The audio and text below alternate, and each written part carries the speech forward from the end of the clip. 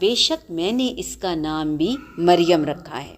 وَإِنِّي أُعِيذُهَا بِكَ وَذُرِّيَّتَهَا مِنَ الشَّيْطَانِ الرَّجِيمِ، بے شک میں اپنی اس اولاد کو جو میری پیٹ میں پیدا ہو رہی ہے اور اس کی آنے والی نسلوں کو اور اولاد کو، اے اللہ شیطان مردود سے تیری پناہ میں دیتی ہوں کہ وہ نہ چھوئے، تیری حفاظت میں آ جائیں۔ یہ دعا ہم میں سے ہر عورت کو آنی چاہیے پریگننسی کے وقت۔ کیا ہے؟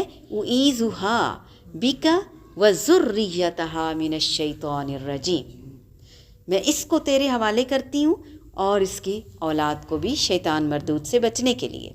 فَتَقَبَّلَهَا رَبُّهَا بِقَبُولٍ حَسَن، تو مزے کی بات کہ اس کے رب نے اسے بڑے آسن طریقے سے قبول کر لیا۔ وَأَنبَتَهَا نَبَاتًا حَسَنًا وَكَفَّلَهَا زَكَرِيَّا، زکریا علیہ السلام کی ڈیوٹی لگ گئی ان کی کفالت پہ۔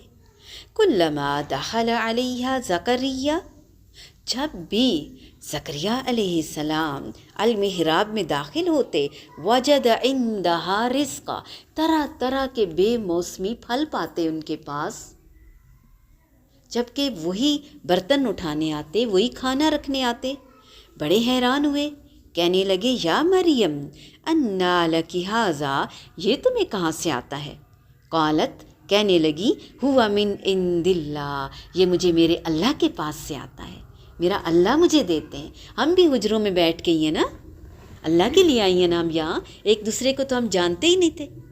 اللہ اکبر کبیرا، اللہ تعالیٰ فرماتے ہیں ان اللہ یرزق من یشاء بغیر حساب، یعنی جو بھی اپنا آپ اللہ کے حوالے کرتا ہے، اللہ کے لیے نکلتا ہے، گوشہ نشین ہو جاتا ہے، تنہائی پسند ہو جاتا ہے، سب سے الگ تھلگ ہو جاتا ہے، نہ صرف مریم کو، نہ صرف زکریا علیہم السلام کو، بلکہ اللہ تعالیٰ ہر ایک کو بے حد اور بے حساب روزی اور رزق دیتا ہے۔ اللہ ہمیں بھی دینا۔